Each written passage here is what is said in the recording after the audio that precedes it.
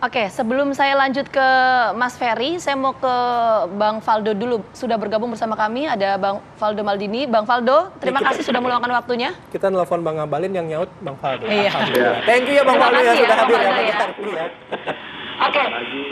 Ya, selamat pagi Bang Faldo. Bang Faldo, langsung saja Bang. Tadi di segmen sebelumnya sempat disampaikan oleh Mas Pangi, Bang Faldo, bahwa pernyataan Presiden Joko Widodo di GBK kemarin ini sebagai bentuk keinginan dari Presiden Jokowi untuk menjadi kingmaker dalam Pilpres 2024 dengan menggunakan relawan ini sebagai tools. Jawaban dari Istana seperti apa, Bang Faldo? Ya, kita kan terus terang sangat berbangga ya, bahwa di tengah keriuhan politik, di tengah keriuhan mencari penerus Pak Jokowi, apa yang diucapkan oleh Presiden Jokowi menjadi perbincangan kita semua, termasuk kita pagi ini gitu. Oke. Bila kita lihat kepemimpinan di berbagai belahan dunia, kan nggak ada yang seperti ini. Yang mana di tengah keriuhan orang mencari pengganti, ucapannya masih sangat diperhitungkan. Dan tidak banyak ini di berbagai macam negara. Artinya apa? Memang dikerjakan oleh Pak Jokowi menciptakan kepercayaan yang besar di publik. Pidato dan iklan itu satu hal di lokasi. Tapi, Sorry, Bang Faldo, sorry, suaranya ada feedback. Boleh sedikit menjauh dari layar televisinya, Bang Faldo? di sini. Nah, tapi ya yang terjadi adalah kita kan bahagia, kita bangga ya, bahwa keberhasilan kita dalam melahirkan kepemimpinan ini dengan cara masing-masing tentunya, yang tidak agak ini Oke, Bang Faldo. suara putus-putus. gitu. Halo, Nah, ya. Bang Faldo. Oke, dilanjutkan kembali, Bang. Tadi suaranya ini apa? Agak Oke. terputus, tidak terdengar jelas. Silakan. Nah, jadi hari ini memang Lompang. Bang Faldo, mohon Oke. maaf, bisa agak bergeser ke tempat yang lain sedikit, Bang Faldo? hanya tuh geser. Ya. Atau ini kita coba ini ya, kita coba perbaiki dulu ya Bang Faldo ya, nanti sama rekan-rekan. Saya mau ke Bang Ferry lagi ya. Bang Ferry tadi sudah menyampaikan soal dampak begitu ya. Ya. Dampak kalau misalnya Presiden hadir dalam kapasitasnya sebagai Presiden, begitu. gitu. Nah, tapi kemudian kalau misalnya kita bicara soal apa? Soal kampanye, mengkampanyekan, itu kan memang belum masuk dalam area Pilpres sendiri itu loh, Bang Ferry. Artinya apapun yang dilakukan sekarang memang belum dimasuk atau dalam payung aturan soal pemilu itu sendiri, Bang Ferry.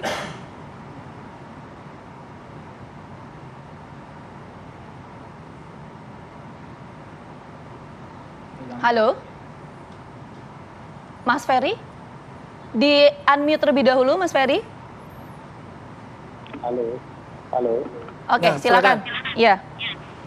Ya, kalau kita lihat ketentuan pasal 1 angka 35 Undang-Undang 7 2017 ya, tentang pemilu, kampanye itu tidak soal di waktu kampanye saja, di luar jadwal kampanye juga bisa dilakukan.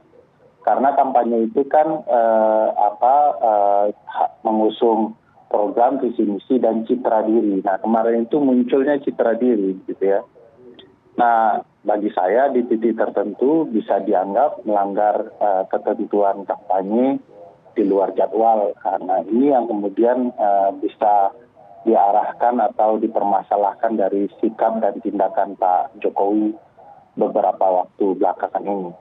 Kedua, harus dilihat begini, apa yang disampaikan Faldo itu banyak tidak benarnya. Misalnya soal apakah lumrah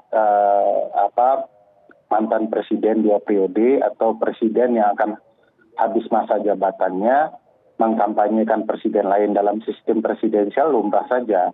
Cuman waktu dan metode kampanyenya harus tertib, dan itu dicontohkan oleh beberapa negara. Jadi boleh saja, tidak dilarang Pak Presiden mendukung karena dia orang partai kan. Dan wajar saja partai menggunakan orang atau figur terbesar di dalam keanggotaan partainya untuk mendukung yang menguntungkan bagi keterpilihan partainya pada pemilu berikutnya. Cuman yang tidak boleh itu tidak tepat waktunya, tidak tepat metodenya, tidak tepat tempatnya, kan itu yang harus tepat.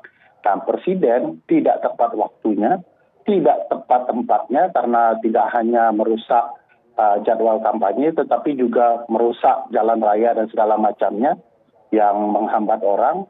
Dan kita harus lihat bahwa presiden itu kan contoh ya, warga kelas 1 yang kemudian menjadi panutan banyak orang gitu ya. Kalaulah presiden memberikan contoh yang tidak baik, bagi saya juga nanti akan berimbas kemana-mana. Selain kita melihat konteksnya hanya dari sekedar politik, dari yang paling penting adalah soal bagaimana ketaatan kita berhukum, terutama berhadapan dengan peristiwa besar seperti pemilu.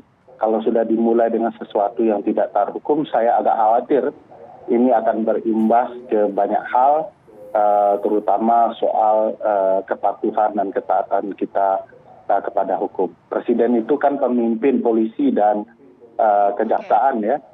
Kedua institusi ini bagian dari Sentragakumdu yang menegakkan penegakan hukum kepemiluan. Bagaimana mungkin presiden memberikan contoh tidak taat hukum pemilu? Tidak mungkin anak buahnya akan menerapkan hukum itu kepada pimpinannya yang tertinggi. Dan ini akan berimbas juga kepada ya proses penegakan hukum, karena Sentragakumdu akan ditanya banyak orang, kenapa hukumnya ditegakkan kepada kami, tapi kepada presiden tidak ditegakkan. Oke. Oke, baik.